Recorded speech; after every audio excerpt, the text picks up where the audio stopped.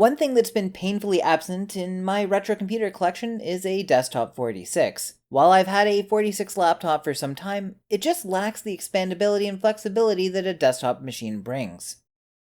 Fortunately, that all changed just a little while ago when I acquired this beautiful ESA Ultra 46 from an old friend from high school. This machine looks like exactly what I was after. It's pretty clean and it looks like it just needs a little Retrobrite to touch up the front.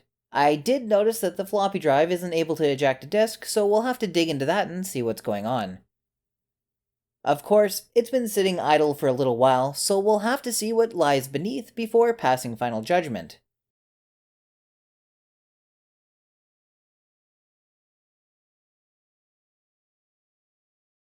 And first glances inside look pretty promising.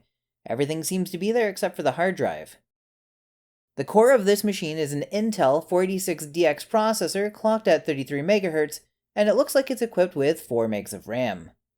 Unfortunately, it did not take me long to spot that the battery had leaked. It doesn't look terrible, but I'll be making sure to address that before I try to power anything on. So let's get this machine torn down so that we can give it the proper cleaning it so rightfully deserves.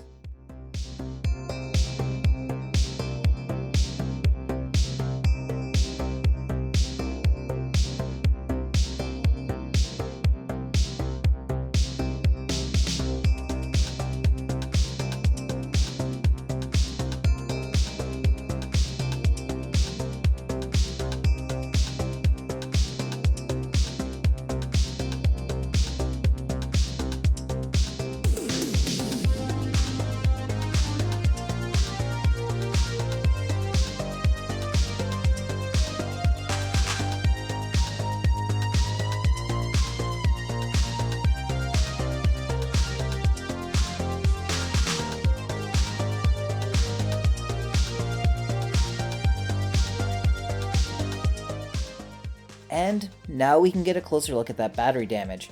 Honestly, it looks scary, but it's probably not all that bad. It looks like most of the acid actually spread off the back of the board and into the case, which ends up being fantastic news for us. So, I started by snipping off the battery, and then started brushing the corrosion away with a toothbrush and some white vinegar. Then I finished it off with some 99% alcohol. And wow, I don't think it actually managed to destroy any of the traces. The masking on the board is at least partially gone, but there is a good chance this board is completely intact. I wanted to test my theory, so after letting the board thoroughly dry, I wired it up with the power supply, keyboard, and a video card. And sure enough, just like that, the board posts. And while I was looking forward to an easy challenge, I'm just as happy with an easy win. While we're at it, let's take off as much of the corrosion on the case as we can. It's never going to look new again, but it's better not to just leave it sitting there. And finally, it's time to take apart the front of the case so we can set it up for Retrobrite.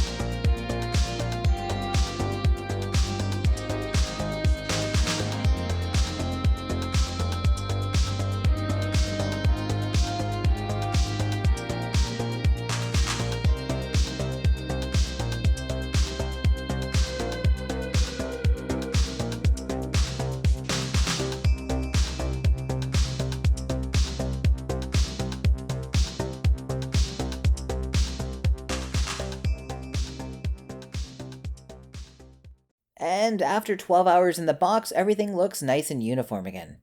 That's much better. Finally, I'd taken the floppy drive apart during the process and found that the plastic mechanism that pushes the disk out when it's raised had broken, letting the spring come off. I think I'll try and fix it at some point, but for now, I have plenty of spare floppy drives, so I'll replace it with this one instead. And while I'm at it, I'll be installing this 550 meg IDE hard drive to replace the missing one. It's probably overkill, but it's the smallest one I had on hand. It's been a couple of days working on and off, so I'm excited to get it back together and see if it all still works.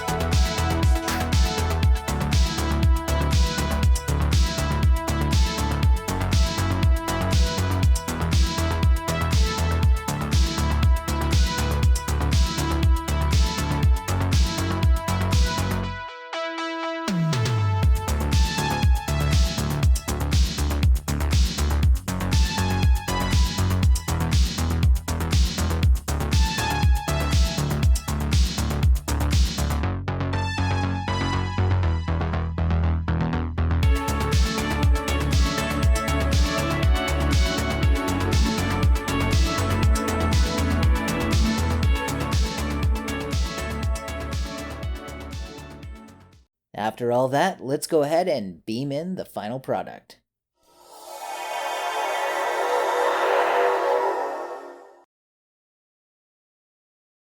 Oh man, this turned out great.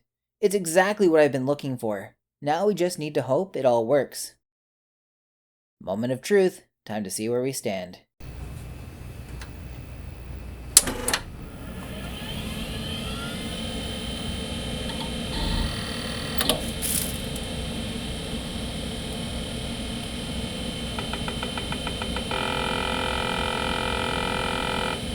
No, that is fantastic. And after configuring the floppy drives in the BIOS as well as entering the settings for the hard drive, I was pleasantly surprised to find that it already had DOS 6.22 installed on it.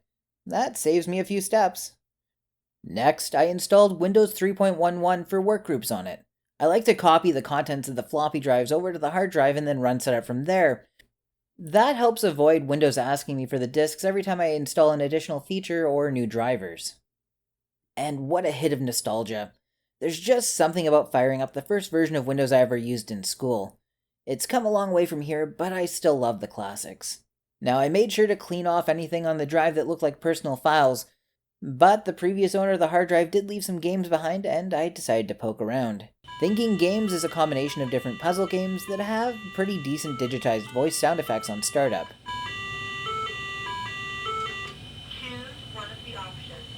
There's no remarkable gameplay here. The puzzle options present you with a piece of an object, and you have to line it up with the appropriate other piece to complete it. And while it doesn't offer a ton of replayability by today's standards, this would have been excellent for teaching kids how to use a mouse properly. The maze section is, just as you would guess, some basic mazes. Pilot your disembodied head to the target and it'll give you a little show and sometimes some more digitized voice clips. Jigsaw starts off by showing you an image and then breaks it into puzzle pieces for you to reassemble on a grid by dragging them around with the mouse. The pieces automatically lock into place when they're in the appropriate square, and when you complete it, it becomes animated, playing some slightly off-key music.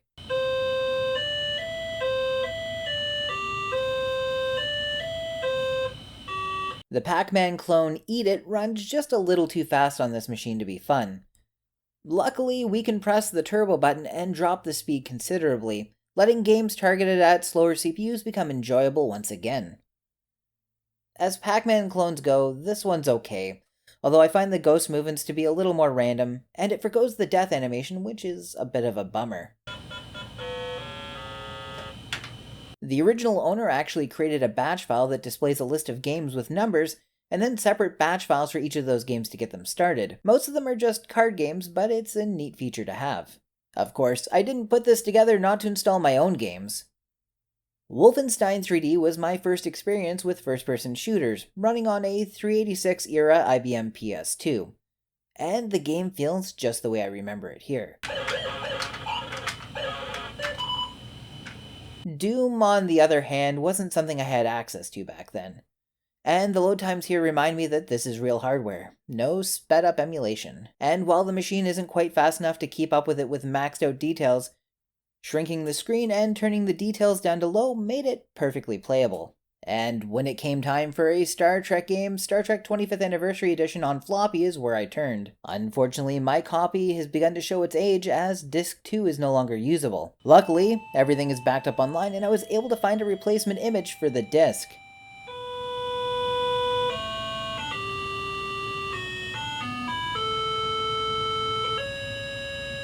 The ship battle at the beginning of the game played alright, but it did feel a lot more sluggish than I remember.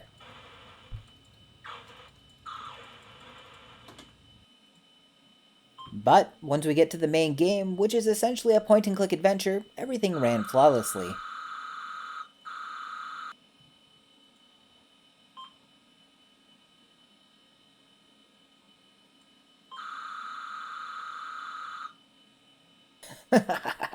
I'm glad you were here to tell me, Bones. I thought he might pull through. I have to say, I really love this machine.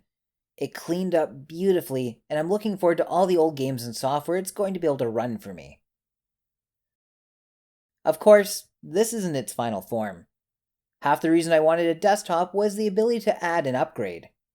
So, keep an eye out for those upgrades in the future, and let me know what you would add onto it in the comments below. Processor, memory, optical drive, sound card, they're all on the table. Well, that's it for this one, and I'm so glad we got to it when we did.